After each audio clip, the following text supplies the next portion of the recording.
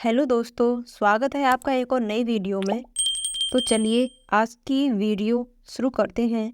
तो आज की वीडियो का शीर्षक है हनुमत रामायण, अर्थात रामचरितमानस के रचयिता तुलसीदास जी का संबंध हनुमान जी से कैसे है। तो आइए वीडियो को शुरू करते हैं। चैनल को सब्सक्राइब कर लेना, वीडियो अच्छी लगे तो लाइक कर देना। चलिए शुरू करते हैं। ऐसा माना जाता है कि प्रभु श्री राम की रावण के ऊपर विजय प्राप्त करने के पश्चात ईश्वर की आराधना के लिए हनुमान हिमालय पर चले गए थे। वहां जाकर उन्होंने पर्वत शिलाओं पर अपने नाखूनों से रामायण की रचना की, जिसमें उन्होंने प्रभु श्री राम के कर्मों का उल्लेख किया।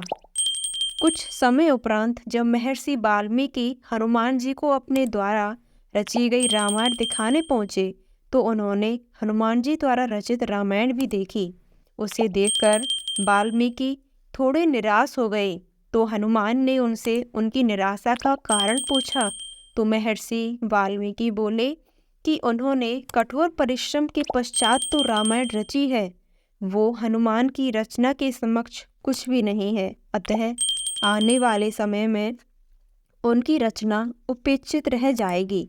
ये सुनकर हनुमान ने रामायण रचित पर्वत शिला को एक कंधे पर उठाया और दूसरे कंधे पर महर्षि वाल्मीकि को बिठाकर समुद्र के पास गए और स्वयं द्वारा की गई रचना को राम को समर्पित करते हुए समुद्र में समा दिया।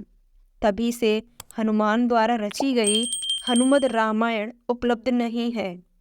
तदुपरांत महर्षि वाल्मीकि ने कहा कि तुम धन्य हो हनुमान, तुम्हारे जैसा कोई दूसरा नहीं है। और साथ ही उन्होंने ये भी कहा कि वो हनुमान की महिमा का गुणगान करने के लिए एक जन्म और लेंगे। इस बात को उन्होंने अपनी रचना के अंत में कहा भी है।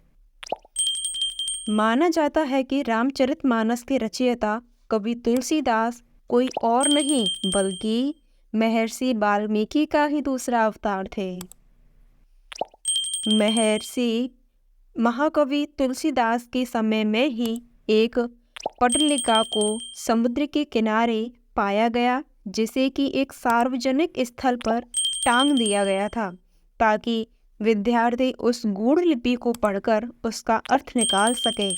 माना जाता है कि कालिदास ने उसका अर्थ निकाल लिया था और वो ये भी जान गए थे कि ये पटलिका कोई और नहीं बल्कि हनुमान द्वारा उनके पूर्व जन्म में रची गई हनुमत रामायण का एक अंश है, जो कि पर्वत शिला से निकलकर जल के साथ प्रवाहित हो गए यहाँ तक आ गई है। उस पटलिका को पाकर तुलसीदास ने अपने आप को बहुत भाग्यशाली माना कि उन्हें हनुमत रामायण के श्लोक का एक पद्य प्राप्त हुआ। तो दोस्तों वीडियो यहीं समाप्त करते हैं और ऐसी ही पौराणिक कथाओं के लिए चैनल को सब्सक्राइब कीजिएगा।